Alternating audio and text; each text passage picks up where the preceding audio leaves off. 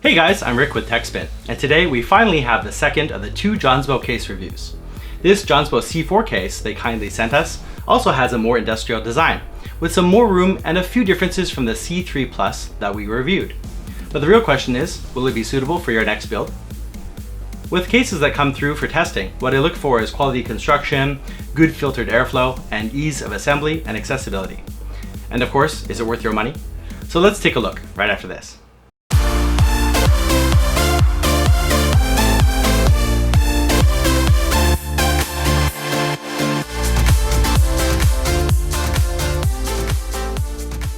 So the Jonsbo C4 Silver is a dual tempered glass ATX case suited for more compact builds and retails for about $90 US, 71 pounds, or about 26.90 NT here in Taiwan.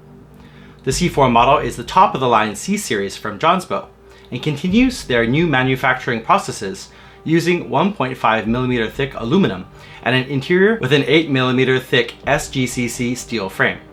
Our review unit has this nice brushed silver aluminum finish, though the case is also available in white, as well as black, which both look pretty good. This case can handle graphics card up to 300mm, as well as MATX and ITX motherboards, and weighs in at 7.5 kilograms or 16.5 pounds. The tower measures 45 centimeters tall by 21 wide and 45 deep, so you can fit your components and water cooling inside, and comes with a pre-installed LED strip.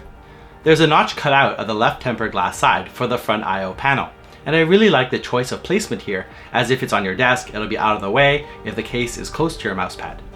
It has two USB 3.0 ports, HD audio connectors, and a power button, but no reset. Pressing the power button has a similar feel to the C3 Plus and illuminates a nice blue when the power is on. It's small and metallic, and again, feels like a stiff camera button with 1mm of travel. Heading up top, we find a sleek solid aluminum panel, as the airflow design is meant to vent out the back of the case. And the glass panel design is nice, as they have rubber grommets which sit on the short mounts, making closing up your case so much easier. The left side glass has a 1.5 cm black border around the edges, so it covers the folded aluminum. The right side glass panel has black backing, which gives a piano black kind of appearance, and there's 6 notches cut into the glass, allowing for generous air intake, which leads into the special fan intake positioning, which is the first thing you notice when looking at the case. There's space for 3 12cm fans or up to a 360mm custom water-cooled radiator. On the side of this, there's a removable half panel to mount either an SSD or hard drive, with thumb screws for the front. Inside the Jonsbo C4, it can take ATX as well as MATX and ITX sizes. And with a generous rear cutout for CPU cooler insulation, you can mount your CPU cooler very easily. The wires feed right into the air intake area, and there's also a rubber grommet at the bottom for case connectors to feed through. At the back of the motherboard tray, there's 1.8 cm's clearance for cable management, as well as 2 SSD mounting locations.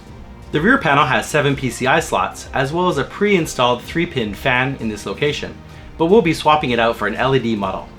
It works well too. In total, the C4 can hold 2 hard drives and 2 SSDs, or 4 SSDs. Because of the aluminum, the interior is actually 3 steel pieces screwed together and onto the frame, so some customization is possible here. Tucked outside the hexagon punched PSU area is a 7-color LED strip, which connects by a single SATA power connector. Around in the interior of the huge power supply area, there are rubber feet to reduce vibration from the PSU, as well as the final SSD or hard drive mounting location. Checking the underside, it's fitted with a dust filter which removes easily for cleaning and goes on again with no problems. Inside there's mounting holes for 2 12cm fans or a 240mm radiator. Putting a radiator in this location will block the bottom 2 PCI slots and also make installing a graphics card a little harder. For the build, I used an MSI Tomahawk Z390 Intel board, an i9-9900K CPU along with 32 gigs of D41 RGB DDR4 RAM from ADATA, and Jonsbo's own TW2-240 AIO 250mm water cooler, the 601 variant. System drive is a new Samsung 970 EVO 512GB M2 drive, and for power, a Seasonic Focus Plus Gold 850FX. I always build outside the case first, and I found installing the motherboard went smoothly. For CPU coolers, the Jonsbo C4 can fit up to 167mm high, so it fits most common brands, but check your height just to be safe. If you're doing a custom water loop, you can certainly install behind the front bracket or modify to your desire, as the pieces do unscrew, though the front fan bracket takes work. For AIOs, common length 26cm tubes won't be able to reach for a stealth mount, and the angles of the tubing, especially close to the expensive DDR4, would keep me worried. So we chose the bottom, but first we need to hook up our front panel cables and the AIO fans. For the 3 white Jonsbo fans they sponsored, here I'm using a Deepcool fan hub. It's an Amazon's choice and connects 4 fans to your motherboard, which can control them with PWM. If you have too many fans or not enough headers, the alternative are fans at 100%, and this also simplifies cable management. So installing the cooling in this case was a little different, as you have to plan in advance a little bit. Looking at the LED strip, it has a 3-pin dip switch, which changes the light from white, pink, blue, yellow, green, red, and finally purple. And with the lights off, you can see the finished look. Those 3 front fans do look impressive there, and offset the RGB in the rest of the case. Please take a moment to like this video, and if you like what you see, then please do subscribe and click the bell icon to get notified when I upload new content. So how does the Jonsbo C4 stand out from the crowd? With a brushed aluminum exterior and the front fans moved to the side, it not only provides a clean look to the overall case, but also a really different visual design to the interior. For about $90 US or 71 pounds, you get a sleek case with support for water cooling. You can fit a 360 or 240 up at the front, or a 240 down here, and the 240 location down here is the one that will support an AIO water cooler. With a bonus LED strip and great air intake, and the ability to remove interior panels, this box is highly customizable, and we're going to rate it an 8 on the meter.